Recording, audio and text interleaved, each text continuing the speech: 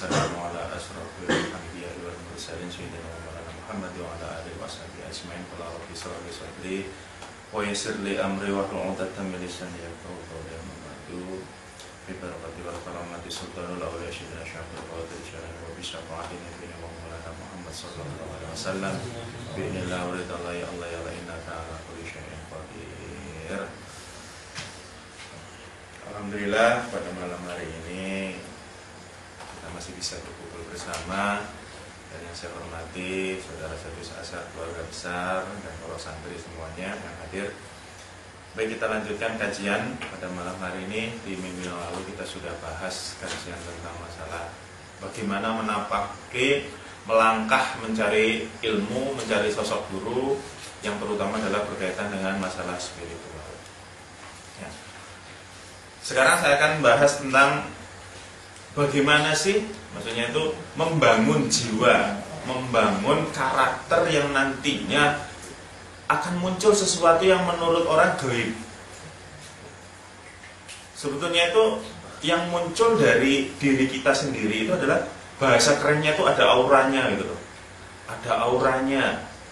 Yang munculnya ini bukan karena khotam, bukan karena kita pakai ageman, bukan karena kita ini pakai yang namanya ilmu klenik, bukan gitu.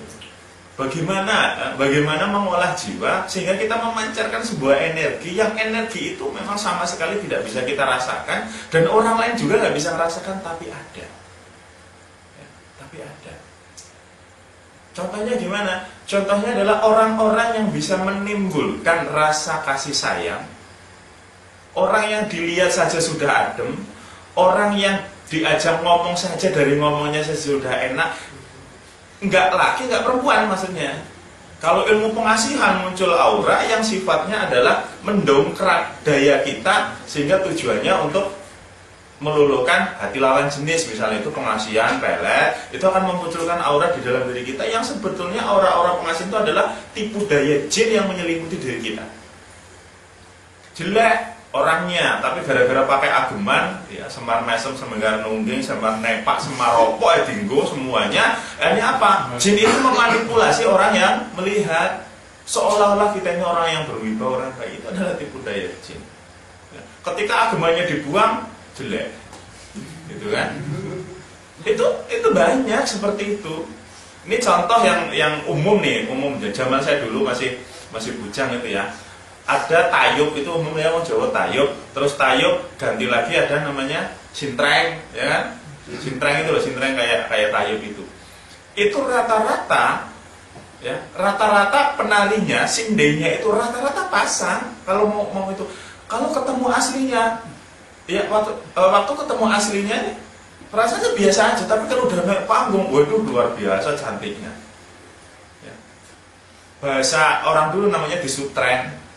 Jadi sebelum manggung itu rata-rata ada kamar khusus, itu disutren masing-masing, itu ada di saya ngintip, bukan ngintip lagi ganti, bukan loh. Jadi sindenya itu sebetulnya apa sih yang terjadi gitu kan? Ternyata di situ memang sudah ada orang yang ahli di bidang sutrennya. Jadi entah dibacain mantra-mantra apa gitu. Kalau udah naik panggung itu wah, orang zaman namanya ngibing joget itu ngeluarin duit ya. Pagi saya itu padahal mah jelek tadi loh gitu. Barang turun kok cantik, malah barang-barang naik kok cantik, padahal di bawah itu saya paham benar. Ya walaupun di make up juga namanya orang biasa ya tetap aja sih. Maksudnya itu make up zaman dulu ya gitu-gitu ada. Ini contoh orang-orang yang muncul dari tipu daya jin dalam diri seseorang. Orang jadi wibawa karena punya ageman. Ya. Dia pakai cincin, ya. Cincinnya itu ada agemannya. Wibawa pakai itu, ketika dilepas hilang wibawanya. Tipu daya jin. Ya. Nah, di sini adalah bagaimana menciptakan karakter-karakter itu. Sebetulnya Allah itu sangat memberikan jalan kepada kita. Hanya masalahnya kadang kita sendiri itu yang kehilangan jalannya. 3 konsep sebenarnya kita ambil untuk membangkitkan ini adalah 3 konsep yang kita pakai adalah konsep ma'rifat, yaitu takhalli, tahalli, dan tajalli. Hanya 2 yang saya ambil, takhalli dan tahalli. Ini sudah pernah saya bahas, saya singgung sebelumnya. Apa itu tahalli? Tahalli ini adalah membersihkan diri dari kotoran. Membersihkan diri dari kotoran. Jadi tiga ini selalu berkaitan, taholli, tahalli, tajalli. Ini urutan loh. Setelah taholli nanti tahalli, setelah tahalli baru bisa bertajalli. Orang kalau sudah bertajalli, tingkat akhir adalah orang yang sudah mendapatkan pencerahan. Ya, orang yang sudah mendapatkan pencerahan dalam bahasa lainnya itu adalah orangnya sudah mendapatkan nur ilahi. Sekarang ini banyak orang membahas nur ilahi, membahas nur Muhammad. Halah, ketinggian. Benar, ketinggian. Belum saatnya sampai kalian itu membahas nur Muhammad, nur ilahi. Ya memang nur ilahi itu sesuatu yang nggak bisa dibahas loh secara akal. Karena nggak nampak, nggak bisa dipahami, tapi bisa dirasakan. Jadi nggak bisa dilihat, nggak bisa didengar. Itu hanya bisanya dipahami oleh orang-orang yang sudah pada tingkatannya. Kadang masih awam sudah berbicara tentang nur Muhammad, ya nur ilahi dan sebagainya. Ya ngomong aja sih, nggak ada salahnya, hanya membicarakan nggak ada salahnya. Tapi kalau begitu kita terobsesi dengan itu, maka nanti salah jalan. Taholli ya, taholli itu adalah membersihkan diri dari kotoran. Kotoran apa? Kotoran hati yang paling penting.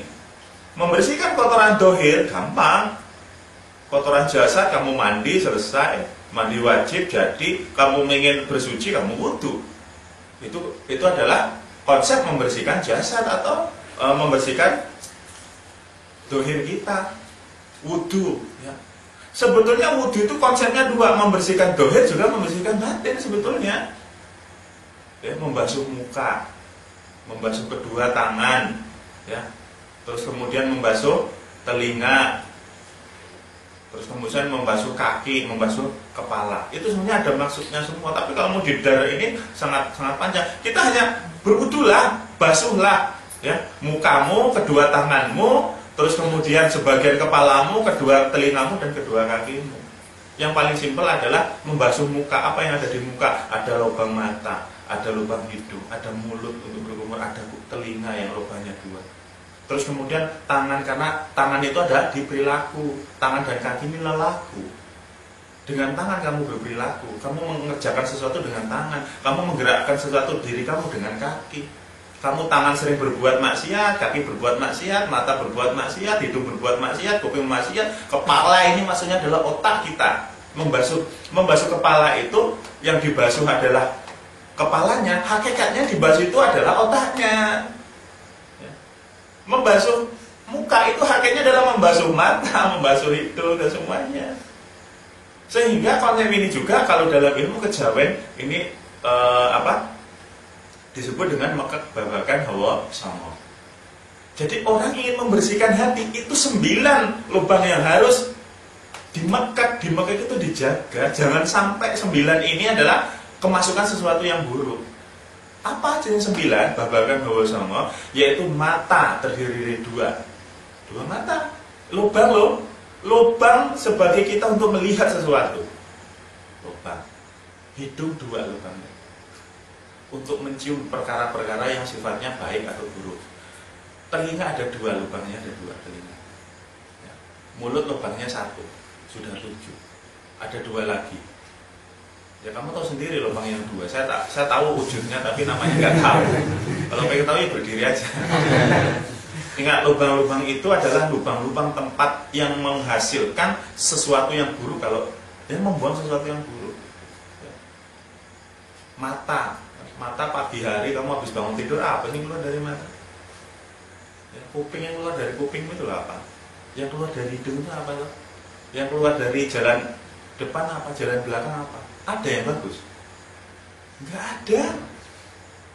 Enggak ada yang bagus. Tapi kamu memasukkan ke dalam lubang itu semuanya, mau haram mau halal kamu masukin. Kamu melihat sesuatu yang bagus kamu lewat mata, yang buruk ya lewat mata juga. Mendengarkan sesuatu yang bermanfaat, mendengarkan sesuatu yang batil ya dari situ. Mulut kita paling banyak malahan berbicara hal-hal yang tidak bermanfaat, berbicara hal-hal yang sia-sia, berbicara yang maksiat, tidak mengeluarkan hal-hal yang sifatnya baik. Jalan bawah ada 2, ya sama juga seperti itu. Jadi 9 hawa ini ada di situ. Makanya di wudu. Makanya kamu kalau wudu keluar dari karena kenapa? Jalan depan, jalan belakang itu nggak harus dibasuh kalau wudu, ya kan? Apa kamu tuh kalau wudhu yang basuh jalan belakang? Enggak toh. Tapi sesuatu yang keluar dari jalan depan dan jalan belakang ketika setelah wudhu kamu batal. Tapi keluar dari setelah yang dibasuh, yang di muka ini, keluar dari mulut udah apa batal? Enggak toh. Jalan bawah itu walaupun itu tidak dibasuh ketika kamu wudhu, tapi sesuatu yang keluar dari itu setelah wudhu kamu batal. Ya. Tapi sesuatu yang keluar dari situ pun sebelum wudhu itu ada lagi yang mewajibkan, gitu loh. Mandi wajib junub misalkan, enggak cukup wudhu, makanya lebih bahaya yang bawah ini. Ya, dua jalan itu bahaya. Memang benar sih, ya wudhu. Kalau kentut, ya kentut kencing. Kok wudhu yang dibasuh mukanya, ya tangannya, kok yang dibasuh bukan pantatnya sama barangnya gitu kan? Padahal yang mengeluarkan hawa kan itu gitu kan? Kenapa yang dibasuh adalah muka dan ya, namanya bersih. Ya kalau yang harus misalkan kalau kentut batal yang harus dibasuh pantatnya ya berarti kalau kamu sakit mata suntik matamu sih sana. Lah wong sing yang sakit matanya disuntik bokongnya kok. Kenapa nggak matanya sih yang disuntik? Ini sebetulnya ada sebuah hakikat, sebuah gambaran sih kalau mau dilihat itu sebuah gambaran. Jadi hawa-hawa yang biasa kita pakai ini mulai mata, telinga, hidung terutama dalam mulut dengan mata yang paling sekali banyak menghasilkan perkara-perkara mudarat dalam diri kita. Ya, otak kita itu muter-muter itu gara-gara mata. Ya, pusing, ya memikirkan hidup ya gara-gara mata. Coba kalau usah orang buta itu udah nyantai aja tuh nggak pernah ngeluh perasaan saya. Karena mata kita terbuka lebarnya apa? Tanggung jawab kita gara-gara mata begitu besar akhirnya. Nggak punya mata, nggak bisa ngelihat, ya bingung kan? Kamu dikasih mata, tanggung jawab menjadi lebih besar. Tapi tanggung jawabnya orang buta adalah sebatas dia apa yang dia rasain, bukan sebatas dia lihat. Kamu melihat sesuatu yang juru, kamu dosa. Memaksakan diri melihat sesuatu yang buruk, ya kamu juga dosa. Mulut ini adalah kata Rasulullah, siapa yang bisa menjaga mulut orang-orang yang akan masuk surga adalah salahnya orang yang pandai menjaga mulut dan barang yang ada di kedua antara dua paha. Mulut itu adalah bagi kita ada dua, bawah dengan atas. Siapa yang bisa menjaga itu? Farjinya bisa menjaga farjinya, bisa menjaga yang bawah dan bisa menjaga mulutnya adalah orang-orang yang beruntung. Nah, jadi taholli adalah membersihkan hati, meninggikan sifat-sifat tercela. Sifat-sifat tercela nggak usah sahabat. Sesuatu yang dilarang dalam agama yang berkaitan namanya itu adalah yang tercela. Sesungguhnya bahagialah orang yang mensucikan jiwanya dan sungguh merugi orang yang mengotori jiwanya. Surat As-Sams ayat 9-10. Itu siapa orang yang mensucikan jiwanya? Terus bagaimana cara mensucikan jiwa? Kadang secara ilmu teorinya itu gampang banget sih, apalagi di sosmed gitu ya, ada orang nanya bagaimana saya hidupnya gini-gini, oh dijawab simpel jawabannya, udah jalankan syariat dan percaya semua serahkan kepada Allah. Teorinya, prakteknya memang kayak gitu? Enggak, prakteknya enggak sesimpel itu, enggak sesimpel itu prakteknya. Jadi kalau mensucikan badan kita dengan wudhu mandi, tapi kalau mensucikan batiniah itu adalah dengan cara menahan semuanya. Dari mata ditahan, dari hidung ditahan, dari mulut ditahan, dari semua jalan itu ditahan. Terus bagaimana caranya? Kita kembali ke masalah hawa nafsu. Yang menjadi pemicu semuanya di dalam diri kita adalah nafsu. Nafsu yang membisikkan kita. Tapi kita juga gak bisa hidup kalau gak ada nafsu. Nafsu itu wajib ada dalam diri kita karena Allah memberikan. Nafsu itu makhluk loh. Akal, nafsu, ruh itu adalah makhluk. Menurut riwayat, nafsu itu sebelum dimasukkan ke dalam masing-masing anak Adam, ke dalam jiwa anak Adam, ke dalam jasad anak, ke dalam diri setiap makhluk, ya terutama adalah manusia, itu diuji dulu apakah dia mau. Dan sebelum nafsu itu dimasukkan ke Adam, menurut riwayat, menurut kisah ketika zaman saya ngaji dulu, dan itu sampai sekarang masih dipercaya bahwa ketika nafsu itu mau dimasukkan ke dalam tubuh Adam, maka nafsu ditanya oleh Allah, siapa kamu, siapa saya? Ditanya oleh Allah, "Hai nafsu, kamu siapa? Saya siapa?" Man ana man anta. Siapa saya, siapa kamu? Apa jawab nafsu? Anta ya anta, ana ya ana. Engkau adalah engkau, aku adalah aku, katanya berdiri sendiri. Ditanya lagi sampai 3 kali, siapa engkau? Ya. Anta ya anta, ana ya ana. Ditanya lagi, anta ya anta, ana. Dengan Allah kemudian, karena dia tidak mau menjawab siapa, bahwa kalau dia menciptakan gitu loh. Berbeda dengan akal. Akal yang akan dimasukkan ke dalam otak kita itu ditanya oleh Allah. Mana man anta? Anta ya Rob, ana ya Hab. Engkau adalah yang menciptakan, engkau sama kita, sedangkan aku adalah makhluk hambamu. Allah tidak lama kemudian itulah dimasukkan ke dalam Adam. Nah, yang ngeyel nafsu. Anta ya anta, ana ya ana gitu. Akhirnya apa? Oleh Allah dimasukkan ke dalam neraka sebagai ujian, sebagai pembersihnya, yaitu disebut neraka lapar. Nafsu dimasukkan ke dalam neraka lapar sampai 30 hari. Akhirnya apa? Nafsu ini kelelahan dan capek, tidak sanggup menahan rasa lapar itu. Akhirnya apa? Nyerah. Akhirnya dia berpikir, anta ya Rob, ana ya Hab. Engkau adalah Rob, aku adalah hamba. Akhirnya apa? Dimasukkanlah ke dalam diri Adam. Sehingga nafsu memiliki 2 sifat, membangkang dan maksudnya itu tunduk dan membangkang sifatnya. Tapi kalau akal itu sifatnya tunduk langsung. Sehingga yang paling mudah sekali digoda oleh setan itu adalah ya nafsu, melalui nafsu kita. Jadi nafsu kita. Nah, nafsu ini dipicu, nafsu ini adalah dipicu oleh bisikan-bisikan setan. Di samping oleh diri kita sendiri, kemauan kita juga dibisiki oleh kemauan setan. Tapi karena masalah setan ini menjadi sesuatu yang apa ya, dari zaman dulu itu, bahwa segala perbuatan buruk itu selalu setan yang disalahin gitu. Selalu setan yang disalahin. Sehingga di akhir nanti ketika kiamat, maka ketika orang-orang yang dijerumuskan oleh setan, yaitu terutama oleh iblis dan keturunannya, dimintai pertanggungjawaban bahwa manusia, kenapa engkau melakukan dosa? Karena aku mengikuti bisikan setan. Setan, kata setan, itu bukan salahku, tapi itu adalah maumu. Keputusannya tetap ada di manusia loh, walaupun setan itu bisikin gitu loh. Logikanya adalah ketika kamu mau jalan ke sana, saya bilang lewat sebelah situ ada lubangnya, lewat sebelah sana nggak ada lubangnya. Tapi bagi saya kamu lewat lubang itu aja, lebih pendek kok jalan. Tapi kalau lewat sana panjang, udah lewat situ aja. Kamu punya 2 pilihan, mau lewat yang jalan pendek tapi nyemplung, apa jalan panjang kamu selamat. Pilihannya ada di dirimu. Ketika kamu lewat situ nyemplung, kamu jalan nyalain saya. Tahu situ nyemplung, kamu nanti bakal jatuh di situ, ngapain ngikutin saya? Nggak bisa kamu nyalain saya. Jadi ketika nanti iblis yang itu disalahkan, dia nggak mau disalahkan, nggak mau.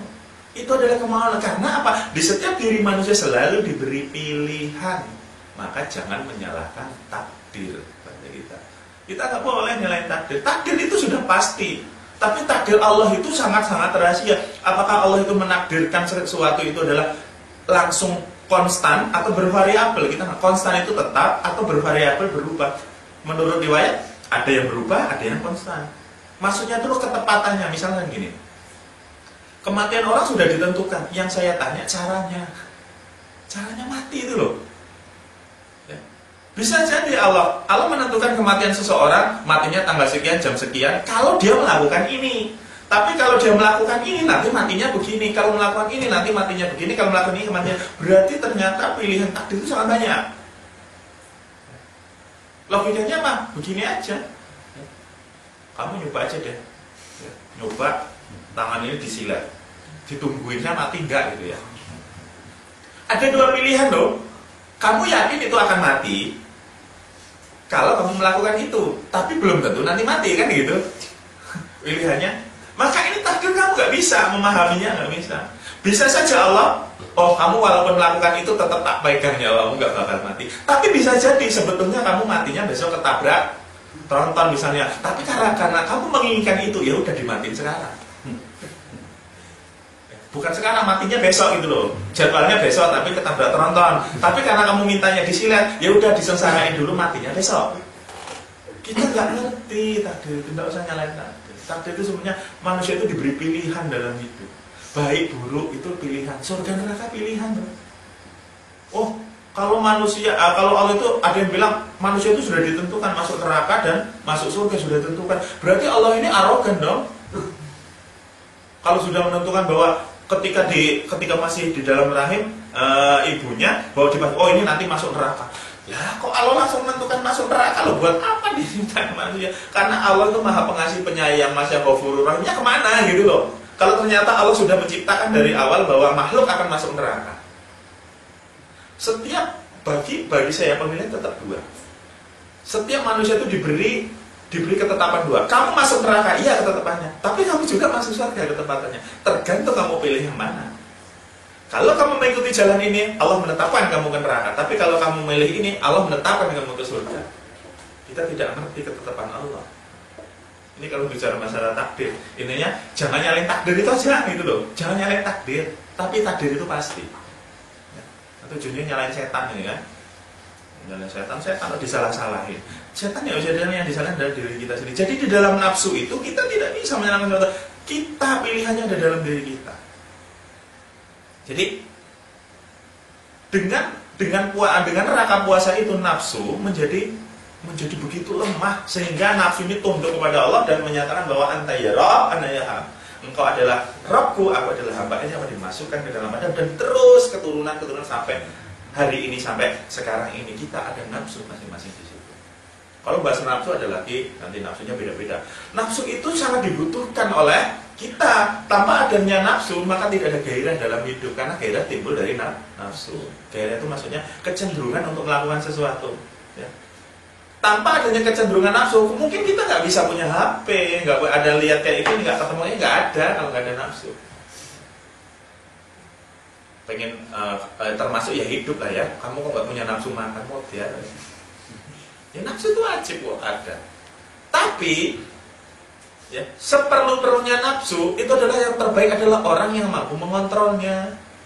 Makan halal, boleh, mubah, bisa menjadi wajib, makan itu loh boleh. Tapi kalau berlebihan, nah itu yang nggak boleh. Kamu mengejar duniawi, ya, pengen kaya, oke lah pengen kaya. Karena apa? Kaya itu bagi saya wajib loh. Kaya itu wajib. Karena apa? Orang ini kadang begini loh. Itu yang melemahkan dirinya sendiri, melemahkan sendiri dalam mencari rezeki. Udahlah nggak usah ngoyo nyari rezeki, yang penting kita terima apa adanya. Ya, qanaah. Qanaah itu dilakukan setelah kamu bekerja keras, itu baru qanaah. Baru menjalani sekali saja kamu sudah gagal gitu ya, udahlah terima gitu. Itu adalah mengendorkan diri kamu sendiri sehingga Allah juga mengendorkan rezekimu nantinya. Karena apa? Ya. Kata sahabat, seandainya miskin itu adalah ada wujudnya, maka miskin itu adalah halal dibunuh. Kemiskinan itu sangat dibenci dalam Islam. Ingat, kemiskinan sangat dibenci. Kenapa? Karena fakir itu dekat dengan kafir. Fakir itu dekat dengan kufur. Fakir, miskin loh. Orang miskin itu pasti dekat dengan kekufuran. Pasti dengan dekat. Apakah berarti kaya itu nggak dekat dengan kekufuran? Lebih parah kalau orang kaya. Orang miskin itu dekat dengan kafir itu adalah artian karena kemiskinannya itulah dorongan nafsu setan begitu mudahnya menggoda manusia. Kalau kita adalah miskin harta loh maksudnya. Sehingga itu tadi ya. Miskin bagi kita itu wajib setelah kita berusaha. Kalau sudah berusaha keras baru qanaah, terima, dikasih berapa sudah terima, sudah. Tanya bala, saya mah terima apa anane lah urip kayak gini. Iku karena wis kesel, ndonga, ora manjur-manjur, berusaha enggak itu. Akhirnya apa ya udahlah, saya terima hidup itu namanya nyerah. Ya. Bukan kayak gitu.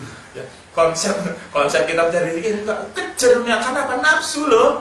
Nafsu kita ikuti tapi terkontrol nafsunya. Kita cari duit, cari harta boleh, tapi ingat, harta yang kita dapat itu ikuti aturan Allah. Rezeki yang kita dapat ikuti aturannya Allah. Berarti kita mengekang nafsu kita. Contoh apa? Contoh adalah hukum yang berlaku pada harta yang kita dapat. Kamu dapat harta 10 juta, 1 juta misalkan. Ada di situ pajaknya bagi Allah. Ada pajak untuk negara misal, tapi Allah juga memajaki kita loh. Apa itu? Zakat. Pajak wajib adalah zakat. Pajak tidak wajib sunnah namanya sedekah. Jadi ketika kita dapat harta, ikuti dulu aturan Allah. Ini urusan harta. Ya. Jangan mengikuti nafsu, serakah akhirnya. Kalau nafsu serakah, kurang. Orang kalau sudah serakah pasti kurang. Orang kalau sudah serakah kurang. Tapi kalau orang sudah mengikuti aturan Allah, bersyukur di situ nantinya. Dapat 100 juta. Oh, ini menurut Allah ini kita harus menyisihkan 2,5% untuk zakat. Oh, 2,5% untuk sedekah, disisihkan untuk harta orang-orang lain. Karena apa? Ada harta orang lain dalam harta kita. Dan salah satu yang membersihkan kotoran-kotoran dari harta yang kita dapat adalah infak, zakat, sedekah itu. Yang membersihkan kotoran-kotoran uang yang kita dapat itu dengan cara membersihkan itu. Tapi bukan berarti money laundry loh ya, pencucian uang. Habis garong, rampok, terus kemudian sodako biar enggak bisa itu. Sesuatu yang sifatnya maksiat tetap maksiat hasilnya. Maksudnya kita itu berusaha sudah bekerja keras, jual jasa, dagang ini dan sebagainya. Hasilnya kita caranya halal, tapi kita masih ragu. Siapapun di dalam duit ini ada sesuatu yang haram di dalamnya. Maka kita dalam mengeluarkan zakat dan zakat untuk membersihkan itu. Tapi kalau yang diambil dari maksiat benar-benar sesuatu yang jahat, ya tetap aja nggak bisa dicuci. Ini konsep cuci money laundry menggunakan sistem ini biasa dipakai oleh orang-orang yang menggunakan garis keras. Amit contohnya adalah grup-grup yang mengatasnamakan Islam yang namanya teroris. Mereka menggarong rampok untuk jihad. Ya. Jihad itu hartanya untuk beli senjata, untuk menghidupi jihad itu mereka merampok dengan alasan yang dirampok itu adalah orang-orang kafir. Mau orang kafir, mau orang bukan kafir, harta yang diambil dari rampok itu haram hukumnya. Yang haram itu bukan uangnya, yang haram adalah tata caranya yang menjadikan uang itu haram untuk dibelanjakan. Itu loh maksudnya. Jadi mengatasnamakan itu. Saya pernah punya teman ya, dia baca-baca buku garis keras. Saya baru tahu Jadi dia menipu, ngikut bisnis apa sih MLM itulah, nipu-nipu orang itu ya. Jadi dia tuh dapat untung banyak akbur. Setelah sadar dia baca buku itu. Buku ini buku dilarang punya. Jadi kita boleh di situ halal. Yang menipu orang, ngambil harta orang, tapi setelah itu jangan lupa zakat dan sedekah untuk membersihkan ketidakhalalan itu. Ini batil banget ini. Ya. Ini ajaran-ajaran ini adalah ajaran batil.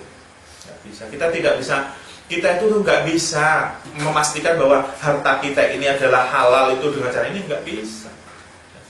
Jadi nafsu itu didorong. Kalau kita terlalu banyak, jadinya serakah. Jadi ikuti. Kita dapat rezeki, ikuti jalurnya. Dahulukan hukum Allah dulu. Dapat rezeki, oh ini ada sekian.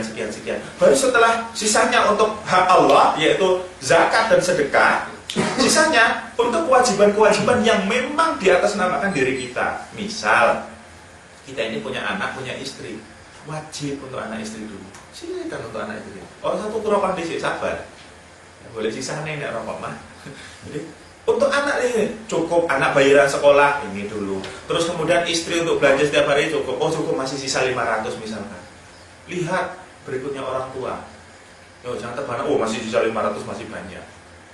Akhirnya apa? Lihat orang tua. Oh, orang tua saya bulan ini kok kayaknya lagi nggak bagus gitu kan, lagi susah gitu. Terus akhirnya nafsu bisik, udah anaknya banyak, jangan cuma kamu tok yang ngatur gitu. Akhirnya apa? Merasa bahwa dia punya saudara banyak, udah saudaranya yang lain aja lah yang nanti yang biayain, yang beli 500 ini biar tak pakai. Nggak bisa kayak gitu. Kewajiban kita ke orang tua pun tetap, walaupun kita sudah keluarga tetap. Setelah itu masih ada sisanya, lihat orang di sekitarmu. Adakah yang perlu dibantu? Kalau sudah nggak ada, baru sisa itu pakailah. Masih ada sisa, tabunglah.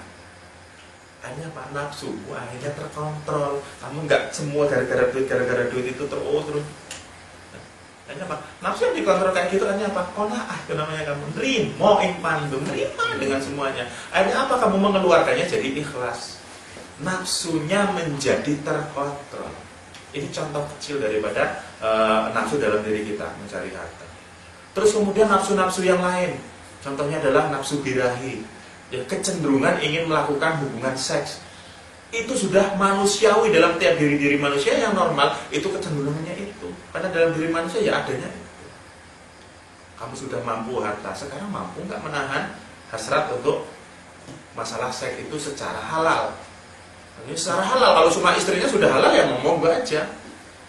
Nah, jadi Dengan puasa, ya, dengan puasa itu adalah salah satu cara untuk membersihkan kotoran hati yang tujuannya adalah untuk menahan dari hawa-hawa nafsu kita untuk tidak sembarangan.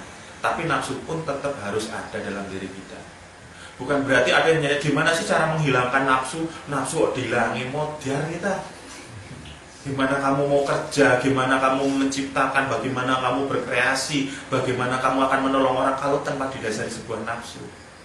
Nafsunya adalah nafsu yang baik, nafsu yang bagus. Jadi triknya adalah dengan cara banyak puasa. Puasa apa sih? Puasa sunnah. Ada Senin Kemis, ada puasa 3 hari pertengahan bulan, ada puasa Daud. Tujuannya apa? Puasa sunnah itu jangan karena nyari pahala sunnahnya loh. Senin Kemis itu cuma karena ini sunnah Rasul. Enggak, Rasulullah tuh melakukan itu juga ada tujuannya dan maksudnya.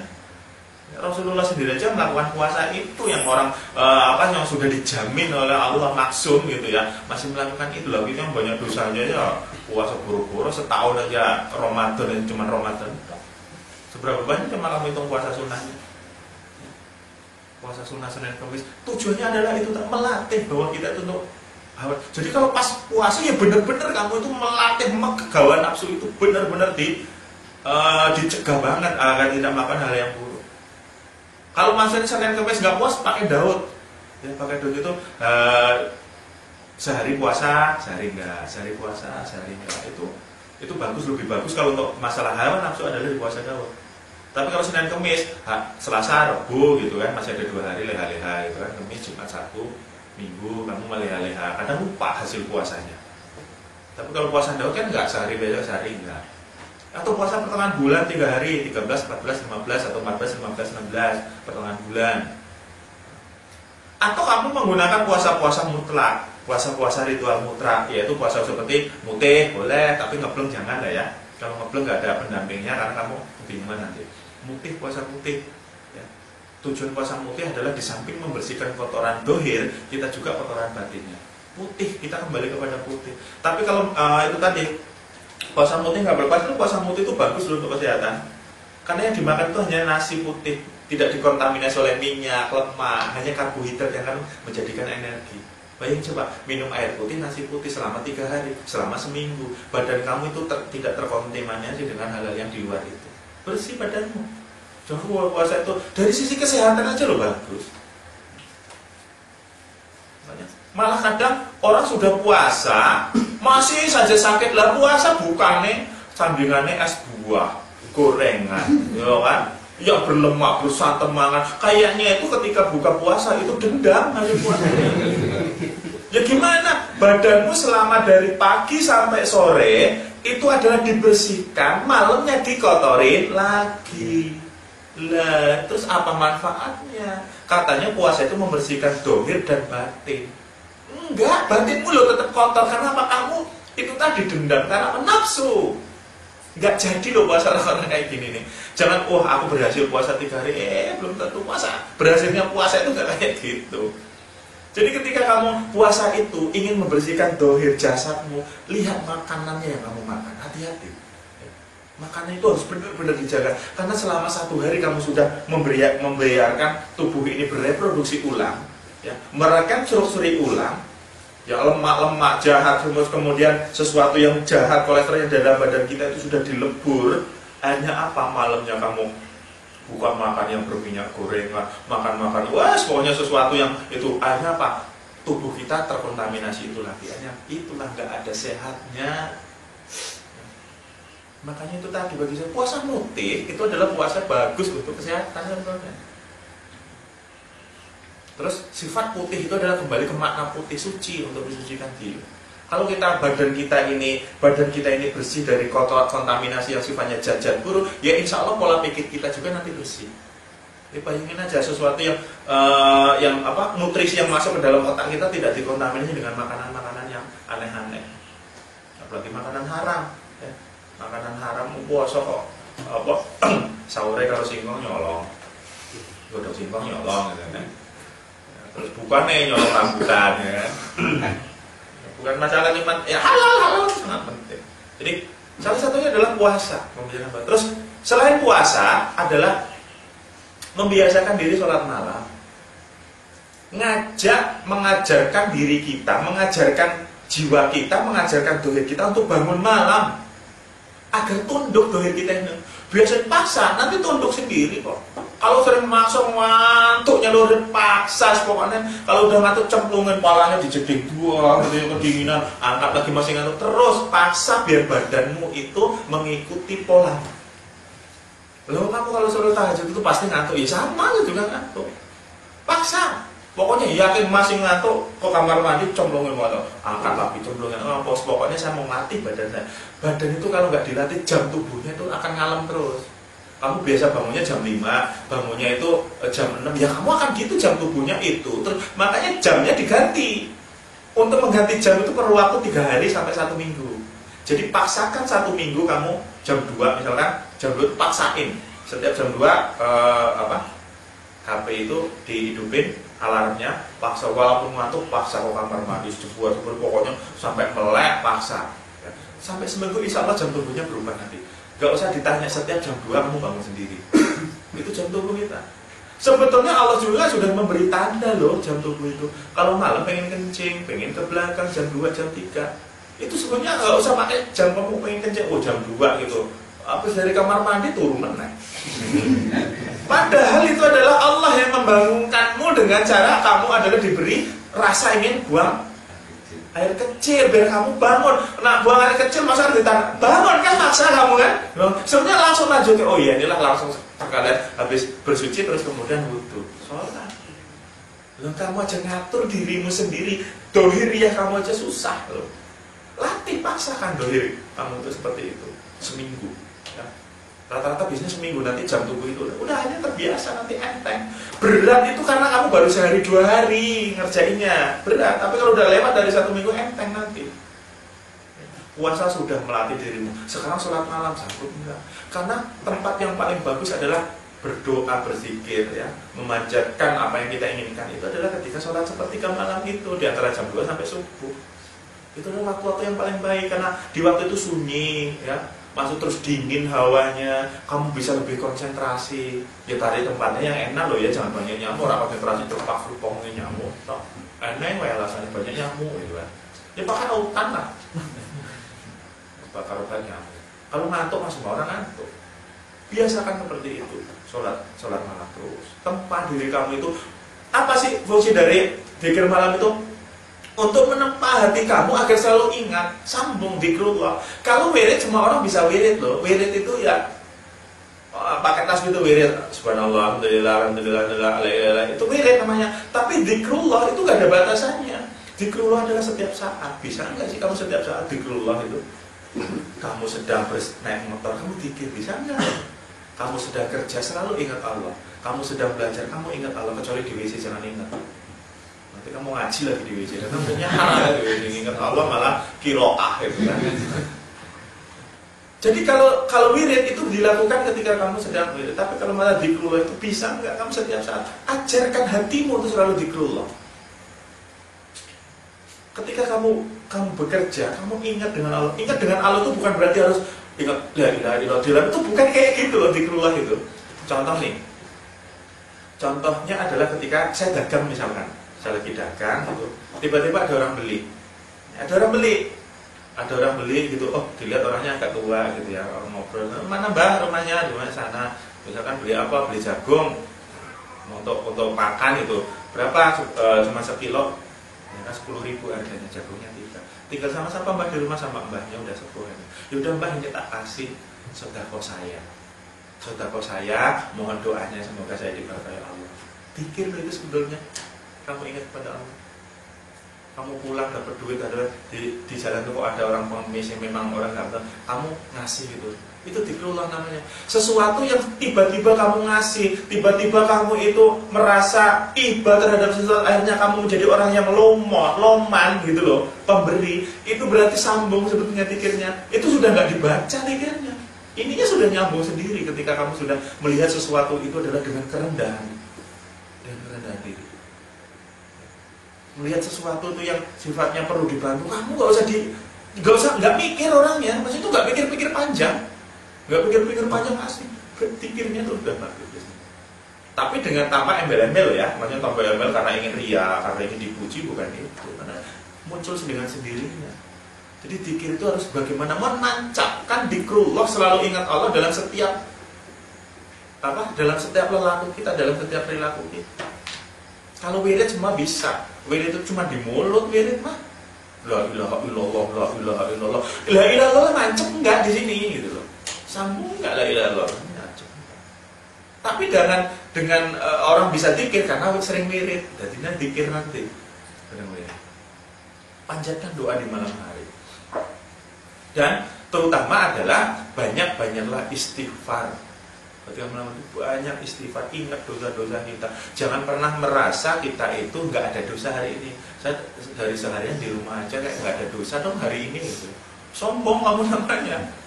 Kalau kamu nggak ngerti dosamu apa gitu loh. Oh, sebetulnya termasuk ngerasani orang itu. Di rumah aja sih nggak main-main, nggak ngomong sama teman gitu. Dilalah itu ada orang liwat gitu, ya boncengan. Wah, lek saat itu bojone lemu nepol yang lengkap perabanya beda loh. Ngerasa di uang gitu loh. Kamu pikir nggak dosa ya gitu? Kamu merasa hari ini aku nggak punya dosa. Lo ngerasa di TV aja, di rumah cuma nonton TV artis bolak balik cerai kayak apa sapi wae. Kamu nggak kerasa itu dosa. Nah, kita bisa nggak menghilangkan hal-hal yang kecil-kecil seperti ini? Itu nggak bisa, gitu tuh kadang lalai. Makanya banyak ini istighfar, agar apa? Agar nafsumu juga itu tahu bahwa kamu ini banyak dosa. Jadi banyak puasa. Untuk bertahalli itu adalah contoh digembleng dengan puasa, digembleng dengan sholat malam, zikir. Dan laksanain syariat dengan sholatnya. Kamu zikir malam itu ya, zikir malam, wirid malam itu aktif gitu, tapi sholatnya bolong-bolongnya percuma. Ya. Karena yang wajib itu harus didahuluin. Sholat tahajud, sholat hajat malam itu sunnah hukumnya. Tapi kamu sholat wajibnya nggak ditinggalin. Mantapkan dulu yang wajib, baru kamu kerjakan yang sunnah. Ya. Kencengin dulu sholat wajibnya itu, benerin dulu sholat wajibnya, baru kamu melangkah ke sholat sunnah. Atau berbarengan sambil membenahi sholat wajib, kamu juga melakukan sholat sunnah. Ya. Orang yang sering air ketika kita tidur malam hari, orang yang sering mengambil air wudhu terus kemudian sholat, terus kemudian menundukkan kepala, terus kemudian berzikir kepada Allah, istighfar dan minta ampun kepada Allah, maka semua itu rontok lewat badan kita. Aura-aura yang buruk itu rontok, kita nggak melihat. Hanya apa? Wajah kita bercahaya. Ya, wajah kita bercahaya, tapi yang ikhlas. Ya. Wajah kita nanti akan nampak, auranya nggak kelihatan. Jadi itu, ya. Banyak sekali cara, intinya adalah banyak puasa untuk mekat nafsu, untuk mengekang nafsu, untuk mengatur nafsu kita untuk tidak sembarangan dalam kita berbuat. Terus kemudian kita adalah sering bangun malam, sholat malam, zikrullah malam, banyak istighfar, terus kemudian ya doa-doa. Masalah zikir itu kan banyak sih, wirid itu banyak. Ya. Wirid utama itu adalah istighfar, sholawat, dan kalimat tauhid la ilaha illallah. Itu adalah wirid-wirid dasar yang bisa harus dilakukan oleh semua orang. Konsepnya adalah itu. Setelah itu kamu bisa wirid pakai Asmaul Husna. Kamu pengen dapat jodoh, ya Rahman, ya Rahim, ya Fatah, ya Rahman, ya Rahim, biar pacaran auranya biar bagus. Biar gampang datang rezeki, ya Fatah, ya Rozak, ya Fatah, ya Rozak, ya Fatah, ya Rozak. Hanya apa? Sesuai anak Pak Rozak. Ya Rahman, ya Rahim, ya Fatah, ya Rozak kan. Udah dapat rezeki anak Pak Rozak di sana. Silahkan panggil nama Allah dengan memujanya dengan Asmaul Husna itu. Kamu akan lebih mantap dengan memanggil nama Allah dengan Asmaul Husna. Terus berikutnya adalah tahalli. Tahalli ini adalah mengisi diri dengan sifat-sifat terpuji. Tahalli itu adalah mengisi yang sudah kita bersihkan dari tahalli tadi. Kita sudah mencoba membersihkan diri. Namanya wadah sudah bersih. Sekarang tinggal ngisi. Nafsu kita, diri kita itu sudah kita gembleng sedemikian rupa sehingga kita menjadi orang yang tawakal, orang yang ikhlas, orang yang istiqomah. Itu berarti sudah membuat sebuah wadah dalam diri kita. Nah, sekarang mau diisi apa wadah? Hati-hati, kamu sudah puasa oke, ya wirid malam oke, tapi kamu perilaku, salah satu isinya adalah perilaku loh ya. Perilakumu yang nggak baik, tetap aja itu adalah yang bagus wadahnya, tapi isinya jelek. Jadi kalau sudah tahalli adalah tahalli, ya, menghiasi diri dengan sifat-sifat yang terpuji. Jadi yaitu dengan akhlak atau amal yang soleh. Barang siapa yang berjumpa dengan Tuhannya, adalah yang mengajarkan amal yang saleh, memperbaiki akhlak maksudnya, dan janganlah yang mempersekutukan apapun dalam beribadah kepada Tuhan, bersih dari kotoran hawa nafsu. Itu seperti. Jadi amal-amal soleh, perilaku soleh itu adalah menciptakan akhlakul karimah, akhlak yang bagus. Kita sudah melakukan tahalli tadi, prosesnya sudah, lalu hiasi dengan akhlak. Bagaimana akhlaknya? Kemarin sudah sedikit saya singgung masalah bagaimana nyantri. Itu akhlak santri harus begini. Sekarang akhlak kepada alam semesta. Akhlak itu bukan harus kepada manusia loh. Kita berakhlak itu kepada alam semesta, kepada manusia. Ya hablum minannas, seperti apa akhlak kita? Berbuat baik, berbuat bijak kepada alam, kepada binatang, kepada tumbuh-tumbuhan, kepada semuanya. Itu adalah akhlak bagi kita, perbuatan kita. Ini yang sebenarnya ini yang sulit gangguannya. Kalau yang tadi kamu bisa sekarang ngisinya itu bisa nggak kamu berakhlak? Tapi kadang tahalli masih goyah. Akhirnya apa? Tahallinya ngikut goyah juga. Nafsu kamu nggak sanggup kamu pegang, nggak sanggup kamu kamu kontrol. Akhirnya apa? Isinya juga akhlak kamu jadi buruk.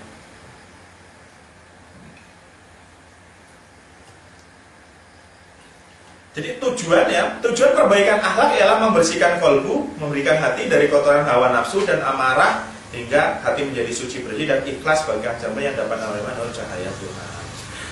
Kita ini sebetulnya ini adalah, saya bilang adalah sifatnya itu adalah pancaran dari nur Allah.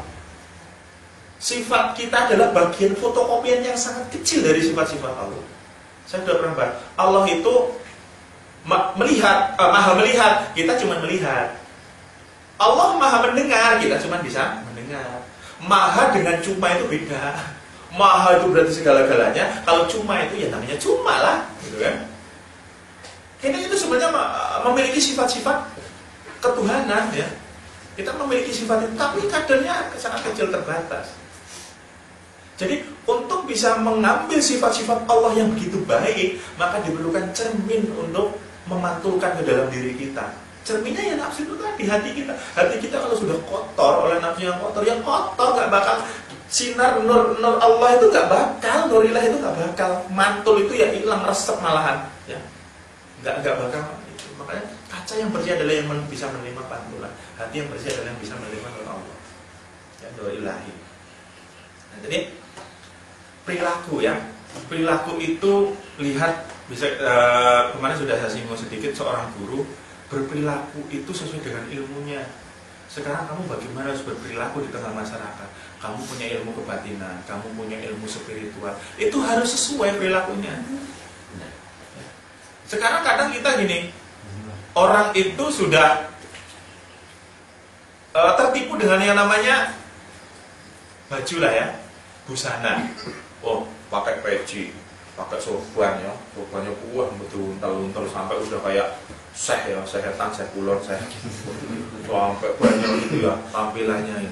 Itu bukan menandakan bahwa itu adalah orang suci, orang baik, itu bukan. Orang spiritualnya tinggi dari baju, enggak, kamu nggak bisa menilai. Kamu bisa menilai orang itu memiliki spiritual tinggi adalah dari akhlaknya. Dari akhlak itu adalah pancaran. Ingat tadi, pancaran dari nur ilah itu akan menjadi pancaran perilaku yang baik. Hati kalau sudah bersih, maka apa yang diberikan Allah ke dalam hati kita itu akan menjadi perilaku yang bagus di tengah-tengah masyarakat, bagus perilakunya. Salah satu perilaku yang bagus itu apa sih? Sabar. Sabar, jadi orang itu sabar, nggak gampang emosian. Berarti kalau masih emosian itu berarti kamu tahallinya gagal gitu kan. Sabar, apa nerima apapun sabar. Tidak tergesa-gesa dalam melakukan apa, nggak tergesa-gesa. Adab asor, ramah.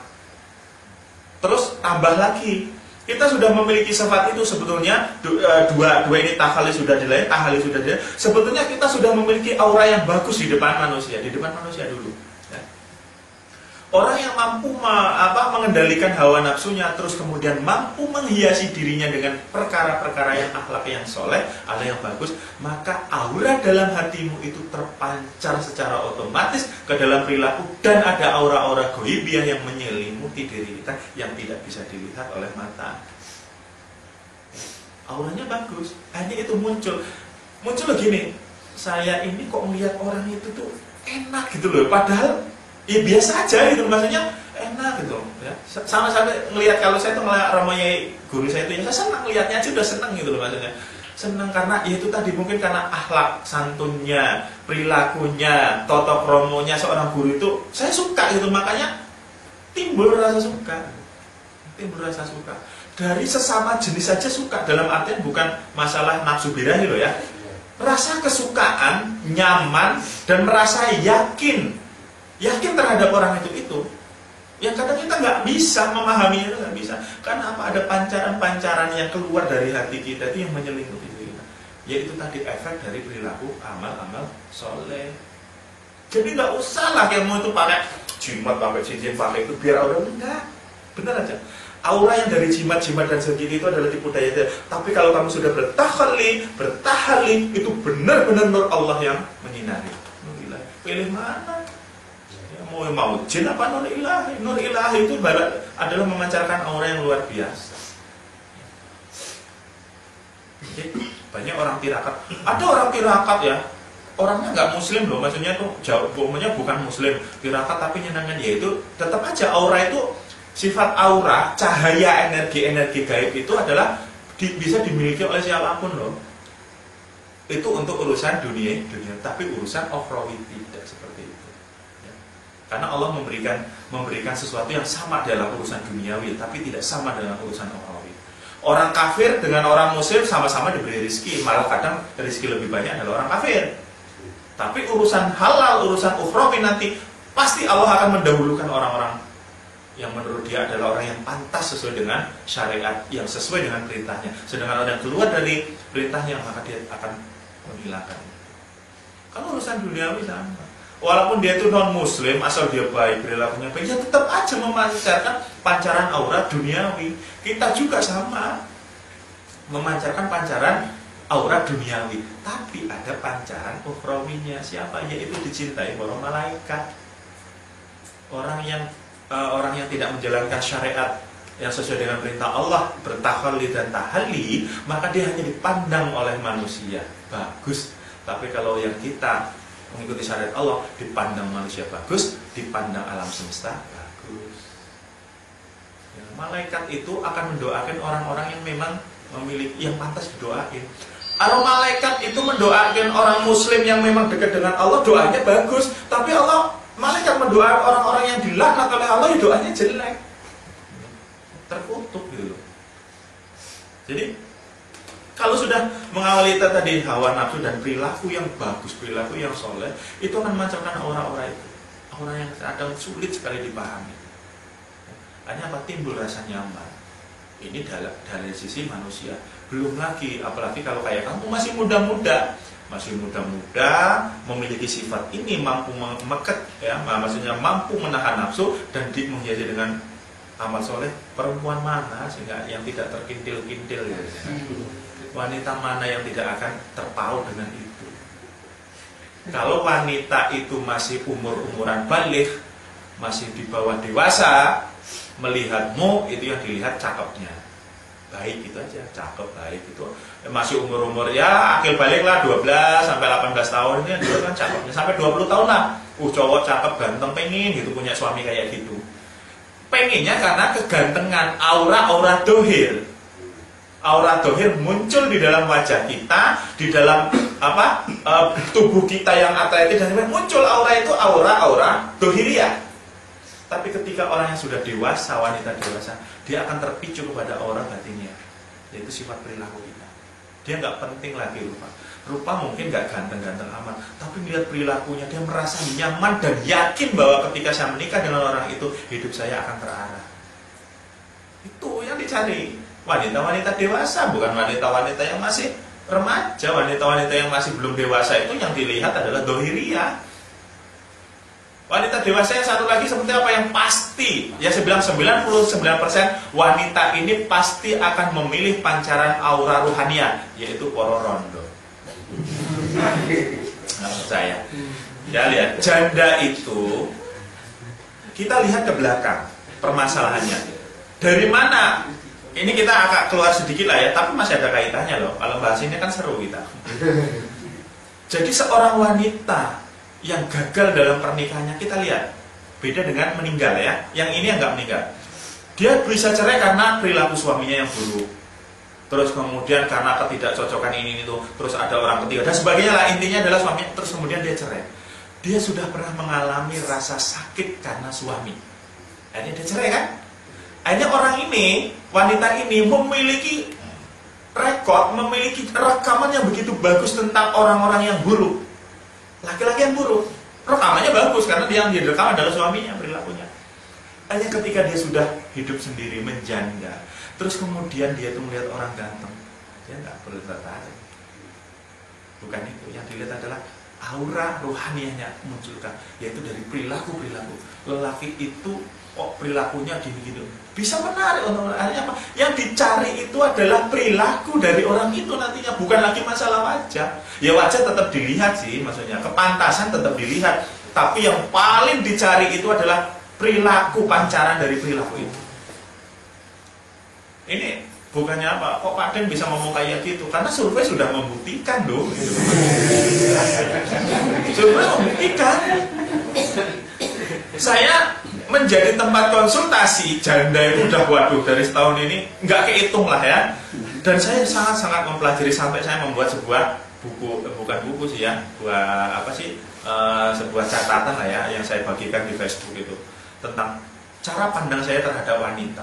Saya mulai dari yang gadis, remaja sampai orang tua itu sudah saya pahami, walaupun itu tidak 100% akurat, tapi setidaknya dominan gitu loh, dominan gitu. Saya melakukan survei kok, ya.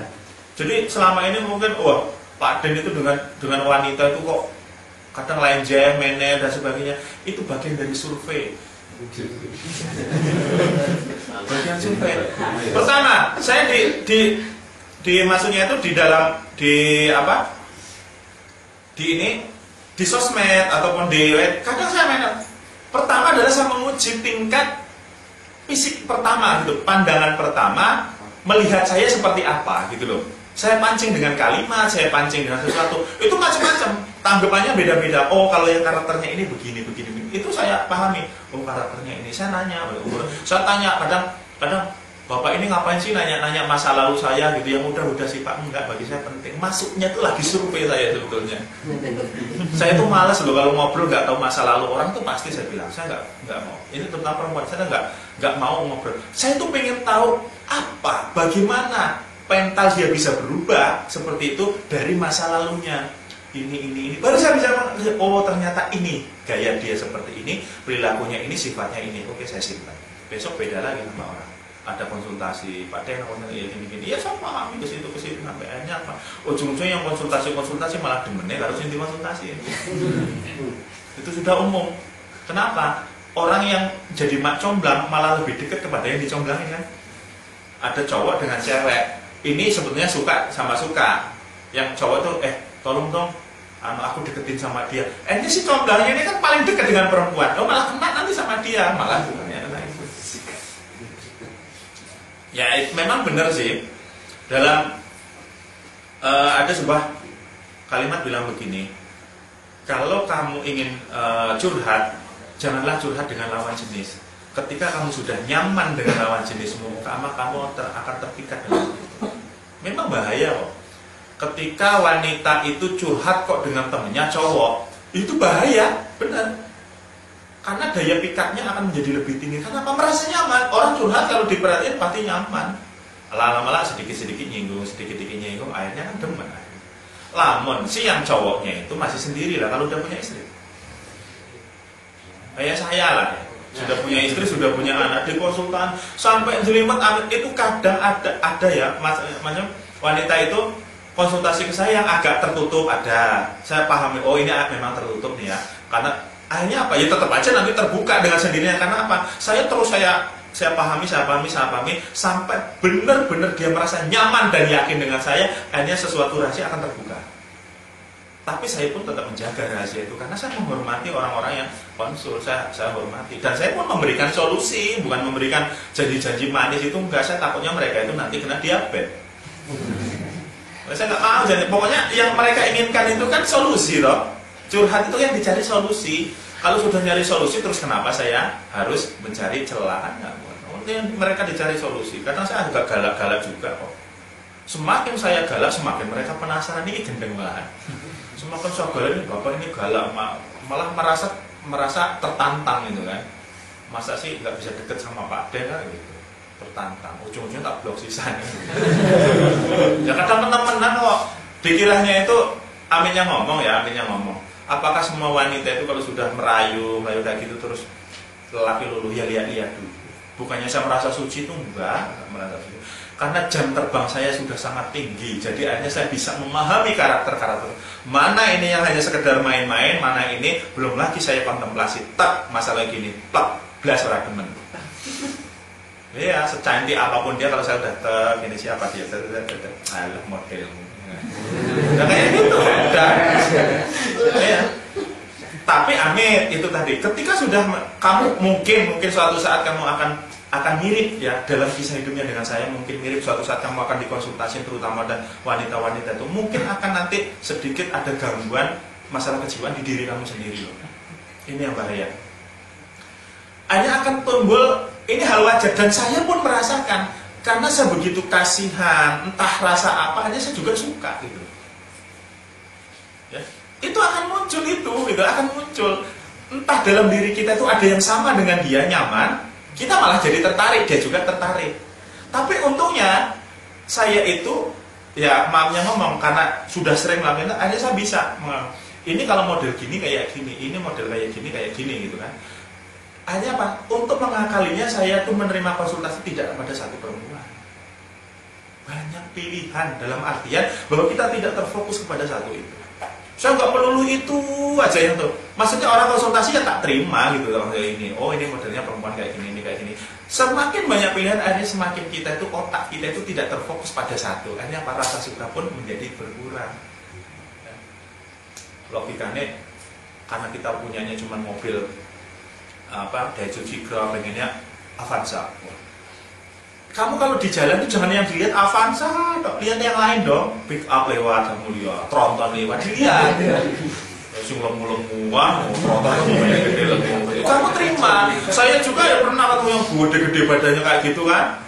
Saya terima ya, saya ramah-ramahin gitu. Hanya tolong Bu saya minta ya, saya hanya ingin tahu seperti apa aura dulu. Barang ngirim foto, astagfirullahaladzim. Aku batin pantesan bojone ora kuat. Ada apa kata dia? Menurut Pak Den gimana? Luar biasa. Lah wong senengune kaya sumpelan bom lah. Tapi saya tetap guyon.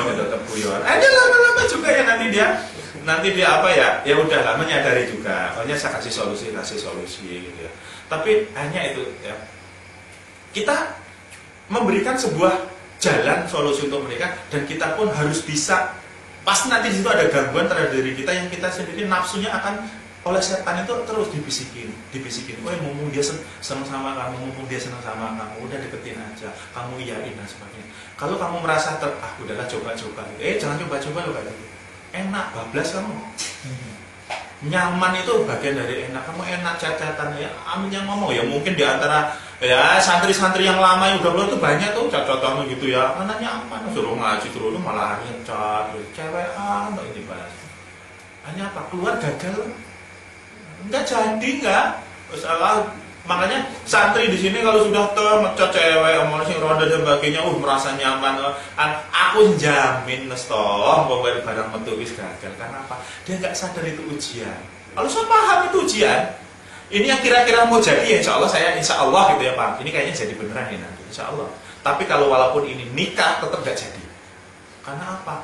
Dia santri ini nggak memahami si karakter perempuan itu yang dekat itu nggak memahami. Karena terpesona sesaat rata-rata. lihat sentrisme luar, lihat di YouTube, oh karena apa ya, oh kamu kok persis kayak mantanku dulu. Kamu kalau ada cewek ngomong mantanku, tinggal. Ya, aku suka kamu tuh karena kamu mirip seperti mantanku, berarti mungkin dianggap mantannya itu, berarti mencintai itu kan hanya setengah jalan. Jadi, ada yang bilang Pak Den itu kok mirip kayak mantan suami saya. Terus saya tanya, mana fotonya? Ini Pak Den, belas orang ini. saya paham kok, kalimat itu ngarah kemana itu paham saya. Maka saya minta fotonya, belas orang mirip. Orang mau ngajak muter-muter gini loh, mapnya ngomong sebetulnya dia suka gitu ya, suka nyaman lama-lamanya dengan saya, dan mungkin dia suka dengan saya dan nyari celah untuk mencari bahasa untuk ke situ. Mbok muter-muter kok endi, aku paham. Ujungnya gini, Amit Bu, sampai lu demen karo aku lah, aku ki ngerti. Loh kok Pak Den tahu? Aku ki opo? Pokoknya mbuh lah. Ini kalau sama wanita, waduh. Tapi kalau sekarang saya cegah, mulai dari cegah. Yang sifatnya memang krusial, yang sifatnya kritis, mungkin saya dahuluin ya, masalah-masalah kayak gitu. Namanya orang ini banyak sekali spiritual itu terjerumus di tengah ini kalau sudah konsultasi yang berkaitan dengan lawan jenis. Banyak sekali terjerumusnya ke situ. Kalaupun kamu sudah mau terjerumus, kamu harus ada di tengah jalan. Apalagi itu tadi gangguan yang sudah punya suami, yang sudah punya istri pun lebih berat. Tapi lebih berat gangguan saya ketimbang nanti kamu. Yang suka dengan kamu, yang juga dengan suka saya, pasti lebih banyak suka dengan saya. Kenapa? Beda. Bedanya apa? Ada kemampuan dalam artian orang yang sudah menikah itu punya pengalaman dalam mengelola rumah tangganya, sehingga kemampuan inilah yang muncul dalam diri orang yang sudah berkeluarga yang diidam-idamkan oleh orang itu gitu. Kamu belum punya pengalaman keluarga, ya kamu hanya sekedar disenengin cewek santri itu karena kamu paling ganteng lah gitu kan. Oh itu karena itu, ya itu aja kok yang dicari. Barang wis bojoke bubar karo-karuan. Masih nyantri seneng pengen dibojo loh, santri neng ini loh kerja apa? Ayo sekarang pakai logis saja. Seneng sama santri semua, wah pengen dinikah, sudah dinikah kamu nggak punya basic mau kerja apa dan sebagainya. Emang kamu tiap hari cuma harap berturut ramangan. Kalau orang sudah punya keluarga, ini maaf saya bukan membanggakan diri, enggak. Ini pengalaman ya. Satu, dari sisi pekerjaan saya punya, penghasilan saya punya. Keluarga alhamdulillah lengkap dan sebagainya. Saya dengan istri ya harmonis, nggak ada masalah. Dan saya sikapnya seperti ini. Hanya apa? Orang itu rata-rata tanya apa yang menarik dalam diri saya? Keluarga Pak Den. Itu rata-rata. Pacaran dari keluarganya itu yang membuat saya itu ingin seperti itu. Ingin seperti keluarga saya. Apa ingin seperti istri saya? Dua-duanya. Ini parah. Ya nggak mungkin. Kenapa? Saya bilang. Kadang orang itu berpikir begini ya. Wah, ngelihat ini maafnya ngomong. Ada perempuan ngeliat, wah Pak Den itu orangnya kayak gitu, kayaknya dengan perempuan itu sangat menghargai. Menurut mereka, menurut saya sih enggak, biasa aja gitu. Menurut saya gini-gini orangnya begini enak bijak. Itu rata-rata ngomong kayak gitu. Perasaannya emang enggak sebegitu-gitunya. Terus dia berpikir, seandainya aku jadi istri Pak Den, alangkah bahagianya dia seperti itu. Enggak jaminan ada kayak gitu. Kenapa? Karena bahagianya saya, terus cara saya merawat keluarga itu sudah pasangan dengan istri saya dengan sekarang ini loh. Saya dulu mengawali rumah tangga itu karena saya mengawali dari nol, mengawali susah payah, mempelajari hidup, mempelajari perjalanan rumah tangga ya bareng istri saya. Hanya ketemu gato loh ketemu. Saya paham sifat istri saya paham sifat saya paham keluarga istri saya paham keluarga saya. Akhirnya terjadilah sebuah kesatuan yang sekarang orang melihatnya harmonis. Padahal untuk menuju harmonis itu begitu panjang jalannya. Akhirnya orang melihatnya jadi istri Pak Den enaknya. Jangan melihat sekarangnya, lihat masa lalu saya. Karena apa? Walaupun dia jadi istri saya, misalnya ada orang, saya jadi belum tentu saya cocok dengan dia, dan dia nanti dalam perjalanan belum tentu cocok dengan saya.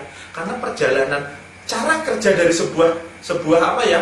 Sebuah harmonis rumah tangga itu nggak seperti itu hanya dengan melihat oh itu dibandingkan. Karena apa? Di balik sebuah rumah tangga itu perempuan itu ada orang tua, ada saudara ya kan? Mungkin orang itu merasa cocok dengan saya jadi istri saya, tapi belum tentu keluarga saya. Terus saya juga belum tentu cocok dengan keluarga dia belum tentu cocok dengan keluarga saya. Tapi enggak, Pak Den, keluarga saya cocok dengan Pak Den, kurang ajar. Malah ngaruh enek-enek baik. Tentu nggak bisa. Ya. Kita tidak bisa menggantikan kebahagiaan orang yang lain yang bahagia itu belum, nggak bisa. Jadi seolah-olah, oh alangkah bahagianya saya kalau jadi istrinya orang itu. Karena orang itu sekarang bahagia. Enggak bisa kayak gitu. Karena kebahagiaan itu dicapai dengan susah payah. Orang melihat saya sekarang dilihat bahagia harmonis itu karena saya susah payah bertahun-tahun dulu. Saya menikmatinya sekarang. Ini ada orang lain pengen masuk dalam hidup saya karena melihat saya bahagia, pengen mengambil bagian dari bahagia saya. Ya nanti dulu tak bikin sengsara dulu, mau nggak kan? Jangan tiba-tiba bahagia dulu. Lihat dulu nanti sengsara, sanggup enggak? Ya itu. Ini kalau bahas ini pancaran lah ya. Saya sendiri kadang bingung apa sih yang menarik. Saya selalu tanya kepada orang yang konsultasi, terutama para wanita itu, menurut saya, Bu, atau kadang Mbak, menurut Mbak itu apa sih yang menarik dari diri saya? Kalau Mbak itu suka dengan saya, nggak tahu loh Pak Den. Pak Den itu kalau dilihat adem gitu, aku ngurmetin raiku kayak kulkas. Aku terus langsung, oh, sampai ini nggak sopan. Loh, Mbak sopan di mana? Emang saya AC kan gitu kan? Melihat Pak Den itu adem, kalau ngomong itu enak didengerin. Istri saya tuh nggak pernah tuh ngomong kayak gitu loh. Aku bojoku ora tahu. Tanya istri saya gitu. Oh, bentar. Ini ada orang aja tuh melihat saya itu kayaknya ngomongnya katanya saya tuh adem, dipandang di sawang enak. Perasaan lu nggak pernah deh ngomong kayak gitu. Duit aja lu yang ngambil lah, tak gituin. Terus iya sih memang ayah kayak gitu. Orang kayak gitu kayak mana? Ya kayak gitu emang yang dibicarain orang itu bener kayak gitu. Perasaan saya biasa aja deh. Biasa aja. Ya saya nanya ke istri toh, benarkah apa yang dikatakan? Ya saya tanya ke istri. Saya kadang ngomong ke istri, ini ada perempuan ngomong kayak gini, apa pendapatmu? Apa pendapatmu? Lihat orangnya kayak mana deh? Orangnya nggak cantik ya kayak gitu. Oh berarti kalau yang cantik boleh ya? Ya nggak juga kali. Hanya atau dulu sing ayu kan. Oh jangan yang itu. Maksudnya, jadi saya sendiri kadang ya itu. Untuk memperbaiki diri, ingat, memperbaiki diri, tanyalah kepada orang lain. Jangan merasa baik kalau kamu belum melihat penilaian orang lain. Jadi, ibaratnya kamu kalau ingin melihat dohirmu, badanmu, mukamu ini, bagus kamu pakai cermin ya, Wah, habis ganteng rambut itu, wah, diles, pokoknya udah bagus lah. Itu kamu dari cermin. Sekarang bagaimana kamu bercermin melihat sifatmu? Kamu ingin melihat sifatmu seperti apa? Lewat cermin apa gitu loh. Karena itu cermin apa? Kamu harus tanya. Minta pendapat orang untuk menilai dirimu gitu loh. Sekarang pendapat orang itu nggak usah tanya. Kamu bikin aja status di Facebook. Kalau nggak seneng loh, statusnya kelihatan komentarnya. Oh berarti saya diburuk di sisi ini. Oke. Ada orang komentari saya, Pak Den itu nggak pantas kalau kayak gitu. Oh berarti saya nggak pantas rupanya ini. Saya perbaiki. Tapi kalau menurut saya dia tujuannya adalah untuk ngecek. Nah beda cari yang ngecek dengan yang memang memberikan kritik yang benar-benar bagus untuk kita. Pak Den itu pantasnya itu sebenarnya begini Pak. Cara ngomongnya begini. Oh iya rupanya saya selama ini enggak. Bahkan agar saya menjadi orang yang ketika di dohir itu saya ketemu orang itu wanginya, minyak wangi saya pun itu saya nanya ke orang. Saya nanya, baju yang saya pakai ini saya nanya ke orang, pantas nggak untuk saya? Walaupun saya nggak suka, tapi kalau kata orang pantas saya pakai. Maksudnya gini, saya nyari minyak nih ya, nyari minyak wangi itu di toko minyak wangi. Yang saya cari itu yang cewek. Maksudnya yang pegawainya cewek. Bukan saya mau ada apa enggak. Jadi kalau yang cowok itu, enggak lah, cari itu yang ada cewek gitu loh. Apa sih? Bercermin aja gini. Mbak, saya minta cari minyak wangi yang wangi. Biasanya minyak wanginya apa Pak? Nah itu saya bingung. Minyak wangi yang enak untuk cowok apa sih? Dia nanti milihin yang sesuai dengan selera perempuan. Ini lupa ini enak Pak. Ini modelnya enak lupa wangi. Kan enak Pak. Berarti dia sukanya minyak wangi itu. Tak beli kan? Langsung tak jerot-jerot. Enak ya wangi lupa. Maksudnya adalah kita memahami orang lain tuh sukanya apa dulu gitu loh. Agar kita disukai orang, ikuti cara dia. Itu politiknya. Sebenarnya minyak ini sebenarnya nggak wangi loh. Tapi kenapa sih orang-orang pada suka? Oke lah agar sama disukai. Baju pun sama. Saya kalau membeli baju nggak pernah saya beli baju sendiri, itu nggak pernah. Maksudnya selama saya berkeluarga itu baju itu ya beli istri. Bu, saya pengen beli baju kemeja. Saya yang penting kemeja. Nanti dia nyari sendiri ke toko, pulang itu berwarna kok ungu, kan? Itu warna kok ungu. Padahal saya belum pernah warna ungu. Tapi kata istrinya, ya ayah pantas pakai. Saya pakai sampai sekarang. Jadi ketika dipakai gitu kata orang yang bilang, oh bapak pantas lu pakai baju. Ternyata orang bilang pada pantas, padahal saya nggak suka. Ya saya pakai terus. Ini apa? Orang suka dengan penampilan saya. Itu tadi. Jadi jangan arogan dengan selera, itu nggak usah arogan lah kamu tuh dengan selera. Bener aja. Kadang kamu merasa cakep dengan pakaian paling belum tentu cakep menurut orang lain. Belum tentu kamu sudah pakaian rapi gitu biar dilihat cewek bagus, itu belum tentu. Makanya kamu pengen tampilannya bagus dilihat cewek, kamu nanya ke cewek, kira-kira cahaya itu pantasnya apa, biar dia ngasih tahu. Kamu pantasnya nggak pakai baju deh, nganggur podo, nganggur podo aja. Jadi bercermin sifat itu adalah tanya ke orang. Orang itu benci dengan kita, itu cermin loh orang itu. Orang suka dengan kita, itu berarti cermin juga. Orang itu suka dengan kita, apa berarti orang itu jadi cermin kita. Oh ternyata orang suka dengan perilaku saya yang ini. Oh orang itu membenci saya karena perilaku saya yang ini. Beda dengan orang iri loh ya. Kalau orang benci karena iri beda. Benci itu karena perilaku kita, itu yang kita cari. Bencinya orang karena perilaku kita. Dengan bencinya orang karena iri dengan kita harus bisa memahami.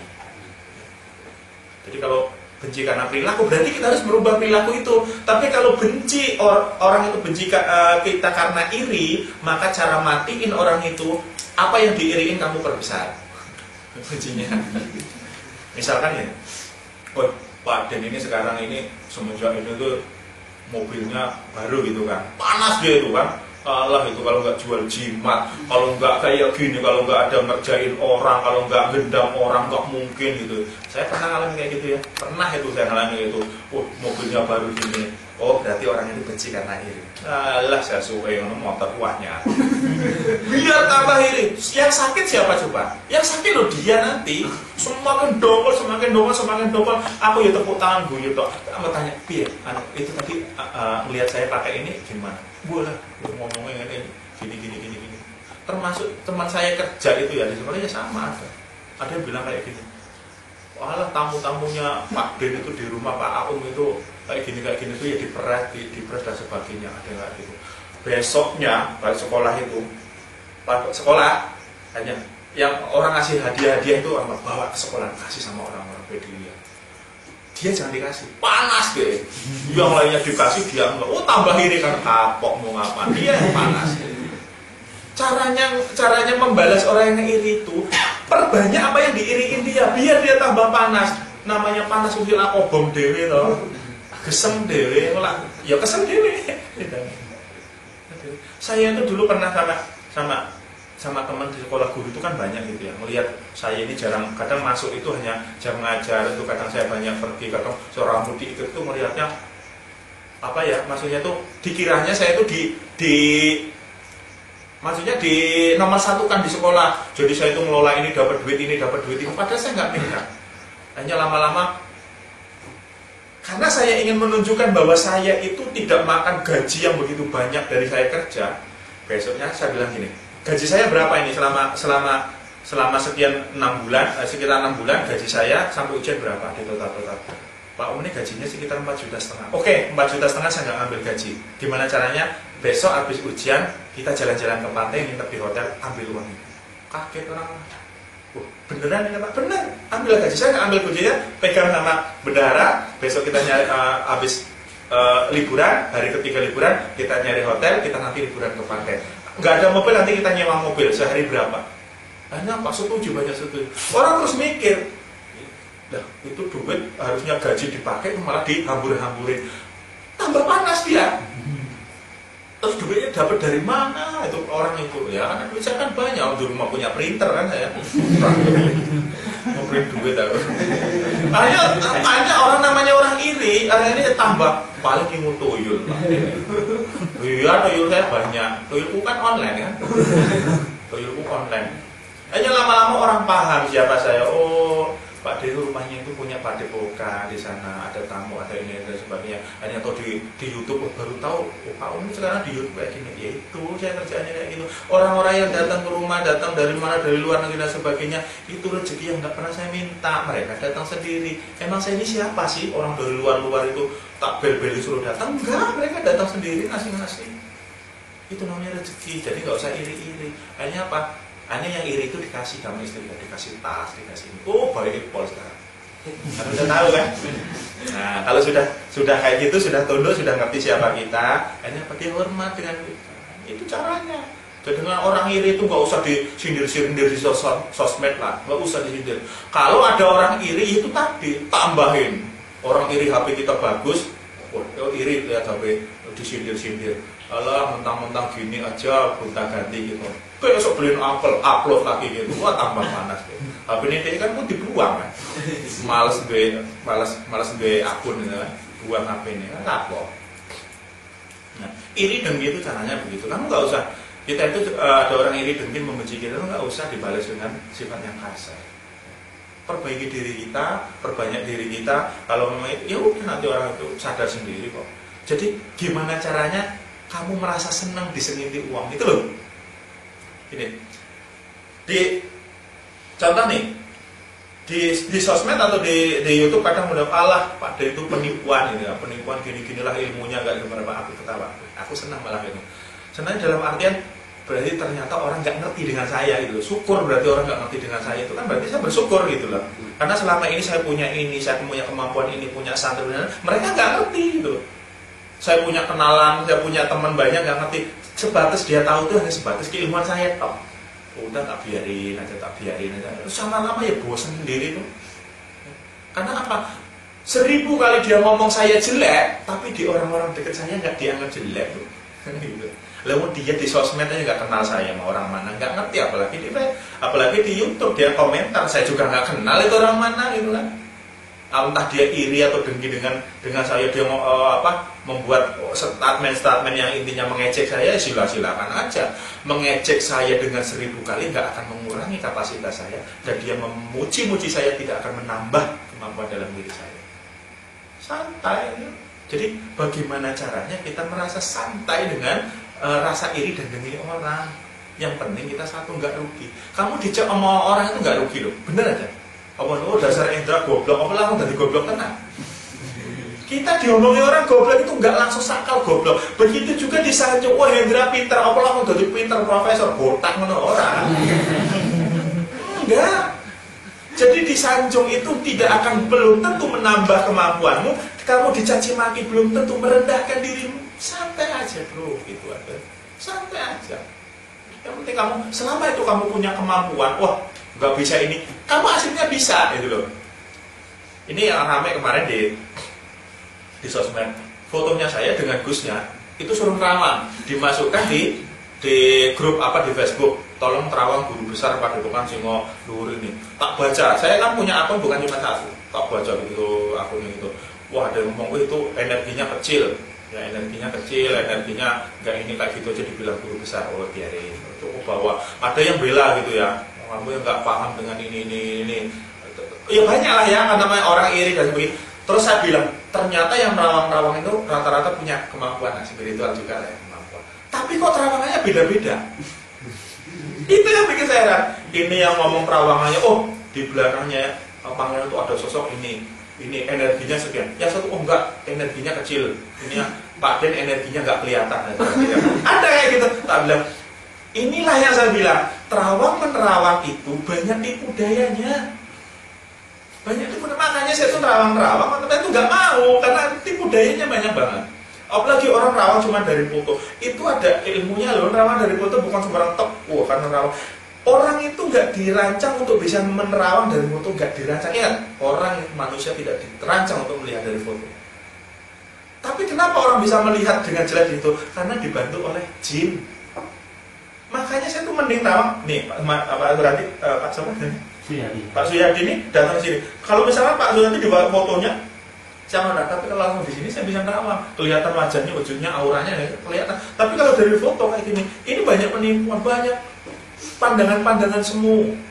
Dan satu hal lagi, saya lebih suka itu adalah kalau saya mau jalan kemana di foto itu, saya bilang, ya Allah, tutuplah segala kebaikan saya agar tidak dibaca oleh orang lain. Paham nggak? Jadi saya tulis, ya Allah, tutup kebaikan-kebaikan saya. Tutup kalau saya punya kemampuan, tutup kemampuan saya agar tidak dinilai orang lain. Agar apa? Agar saya tidak tinggi hati. Nanti kalau sudah diterawang orangnya Pak Den hebat dan sebagainya, tinggi hatinya nanti kamu. Wah, Hendra itu tawangannya bersih. Oh, kamu rasa seneng kan? Tinggi hati kayak gitu. Kalau ada orang merendahkan kita, oh Pak Den nggak punya ini, alhamdulillah diterawang orang, saya nggak punya apa-apa. Tapi coba kau ngadepi langsung gini. Loh, maksudku, datang langsung, ayo seperti apa? Karena itu saya, ya Allah, saya kalau ada orang menerawang saya itu langsung, ya Allah, tutup semua yang ada dalam diri saya, hilangkan semua kemampuan saya, hilangkan kebaikan saya, hilangkan energi saya, tinggalkan sesuatu yang buruk dalam diri saya, biar itu yang diterawang oleh jin. Jadi yang diterawang sih elek-elek. Ada makanya hasil terawangannya jelek gitu ya. Kenteng wong gitu ya, kena orang ini kan terawang. Lalu yang diterawang fotonya kok kudu aku kan. Coba video call gitu, nah itu beda. Yang diterawang fotonya, wong jine we bingung, iki wong endi tau. Jadi ketika dia kontemplasi gini, pakai mantra aja nih terawang, set, terlihat Pak Den. Ini kan jin tuh yang akan berkomunikasi, memberikan gambaran-gambaran di otak dia. Gambaran itu adalah jin. Maka jin itu kan memberi gambaran, tak dia lihat saya, siap, dia siapa?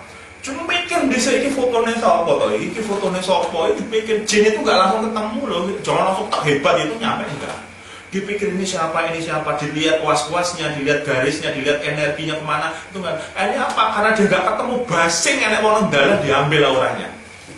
Yang mirip, rodok mirip aku, mau ambil. Ini diambil. Ini diterawang salah terawangnya. Karena itu tadi makanya bahaya, nerawang dari foto itu bahaya, nggak semua bisa. Itu harus ditirakati dulu kalau nerawang itu dipahami diri. Akhirnya sampai mancing benar dengan diri kita, orangnya itu mancing di visualisasinya bagus. Aduh, makanya saya tuh kadang diterawang orang kok ketemunya itu sesuatu yang nggak ada ilmunya, katanya oh kayak gitu aja jadi guru besar, energinya sangat kecil.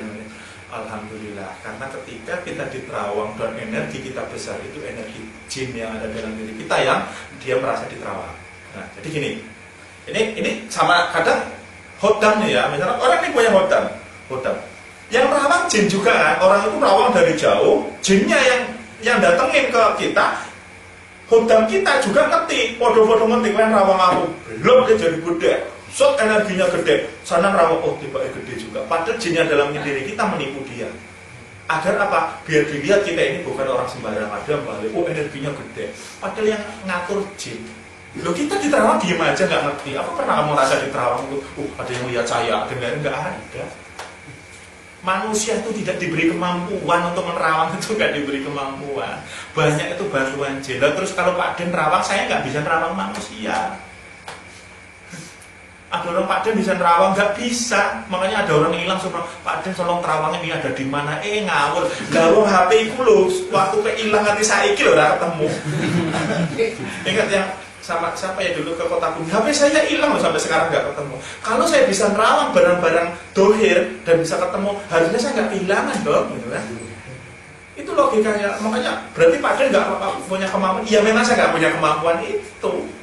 Dikiranya saya sakti bisa ngelihat itu ada orang di gunung, tolong Pak Den dicari di mana tempatnya. Lah ada.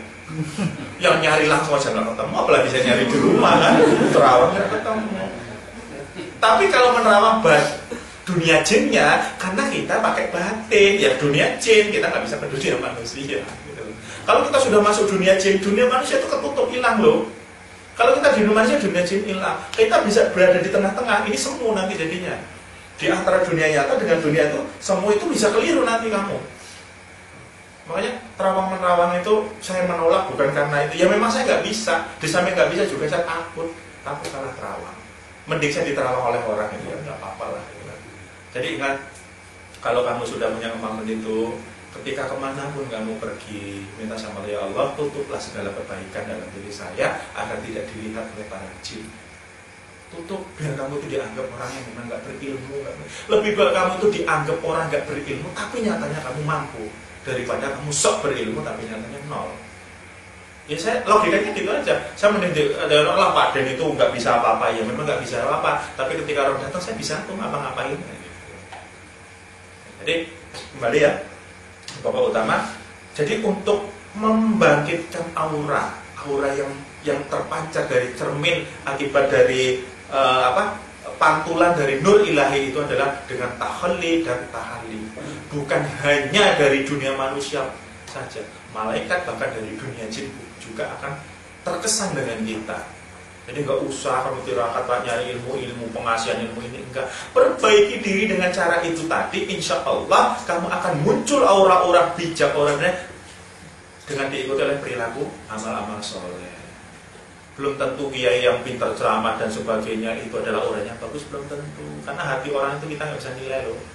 Perkataan yang keluar dari mulut saya itu belum tentu hati saya itu sesuai dengan mulut, belum tentu. Kamu juga nggak boleh percaya 100% dengan apa yang saya usahakan, karena mungkin ada salah, ada yang keliru, ada yang hilaf dari apa yang saya ucapkan.